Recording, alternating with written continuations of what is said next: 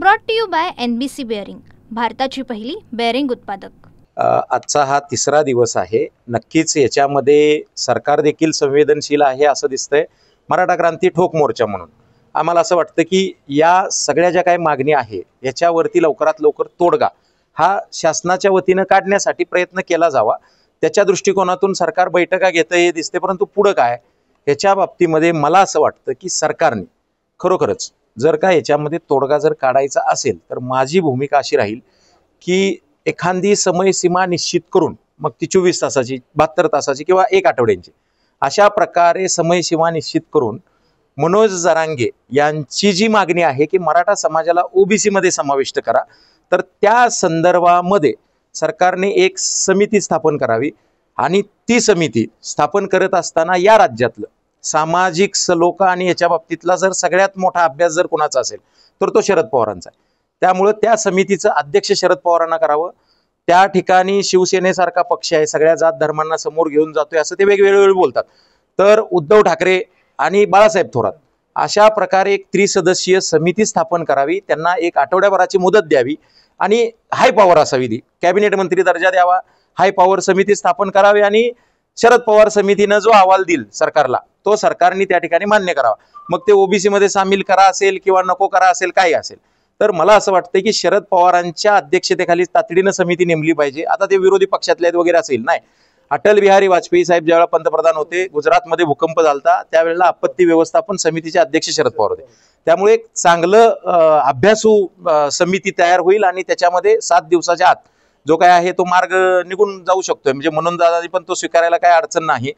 दुसरा मुद्दा त्याच्यातला असा आहे की एकूणच आरक्षण, तर आरक्षणाचा पोपट हा मेलेला आहे।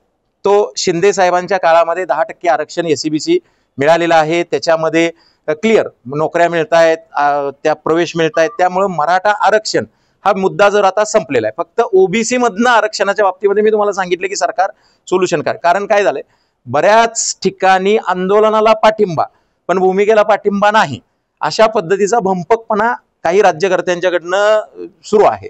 तर माझं म्हणणं असं आहे की बाप दाखवा नाही तर श्राद्ध घाला। 1994 साली शरद पवारांनी OBCचं जी काही आखणी केली, परंतु त्याच्यावरती काहीच कोण बोलत नाही। मग त्याच्यामध्ये जर तुमचा आंदोलनाला पाठिंबा असेल, काही आमदार गेले, आता तेच आमदार काल उपसमितीला भेटले आणि म्हणे की 7/12 ज्याच्या नावावर आहे त्याला कोण, किती खुळचट प्रकारची मागणी आहे। 7/12 मध्ये आता मुस्लिम पण येतात, अनेक समाज, सर्व समाज 7/12 वरती येतात, म्हणजे सगळे समाज एकदमच कुणबी करायचे का? म्हणजे मुस्लिम समाज जर कुणबी होत असेल तर मला वाटतं की अशा पद्धतीची खुळचट मागणी करणारा आमदार महाराष्ट्रात म्हणजे मला असे आमदार पण आहेत याचं मला आश्चर्य वाटतंय। म्हणजे एकंदरीत जो विषय आहे तर तो अशा पद्धतीनं आहे। लवकरात लवकर आंदोलनावर तोडगा पण निघणं गरजेचं आहे, कारण काही लोक, म्हणजे मनोज दादांना पण याची विनंती आहे माझी की आपल्या माध्यमातून की सगळीच लोक त्या ठिकाणी आरक्षणाच्या मागणीच्या विषयामध्ये तुमच्या बरोबर आहेत असं दर्शवतायत, परंतु आपल्या आंदोलनामध्ये काही असुरी शक्ती देखील घुसलेल्या आहेत ज्या स्वतःच्या राजकीय पोळी भाजून घेत आहेत आणि त्यासोबतच मुंबईमध्ये दंगली घडवण्याचा त्यांचा कट आहे।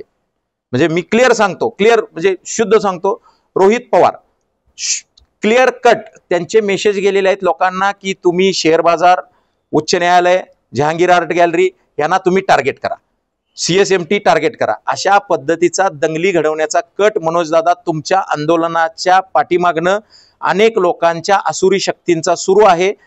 मी परत तुम्हाला आठवण करून देतो, 1942 साली महात्मा गांधी यांनी चले जाऊची त्या ठिकाणी आंदोलन पुकारलेलं होतं, पण एक पोलीस चौकी जाळली गेली, महात्मा गांधी यांनी आंदोलन मागे घेतलं। 2017 सालचा आमचा शेतकरी संप होता, शेतकरी संप आम्हाला पूर्ण अखंड 7/12 कोरा होईपर्यंत करायचा होता, परंतु त्या ठिकाणी दुसऱ्या दिवशी एका गाडीची लूट झाली। आम्ही थेट त्या ठिकाणी अल्पभूधारक शेतकऱ्यांच्या सरसकट कर्जमाफीच्या मागणीवरती शेतकरी संप जो आहे तो मागे घेतला। आपल्याला लक्षात आलं पाहिजे की आपल्या आंदोलनात जर असुरी शक्ती घुसलेल्या आहेत हे ज्या वेळेला कळतं त्यावेळेला त्या आंदोलनाचा जो मेसेज आहे दूरगामी परिणाम होत आहेत। राज्यामध्ये एक मोठ्या प्रमाणात गुंतवणूक येते, त्यामुळे पुढच्या 20-30 वर्षांचं नुकसान होऊ नये यासाठी मनोजदादांनी देखील विचार केला पाहिजे आणि शरद पवारांच्या अध्यक्षतेखाली समिती नेमून 7 दिवसांच्या आत अहवाल घेऊन सरकारने पुढची पावलं उचलली पाहिजेत आणि मनोजदादांनी देखील त्याला होकार दिला पाहिजे आणि मराठ्यांनी मग विजयाच्या जोशामध्ये आपापल्या घरी आलं पाहिजे असं मला वाटतं। Brought to you by NBC bearing, भारताची पहिली बेअरिंग उत्पादक.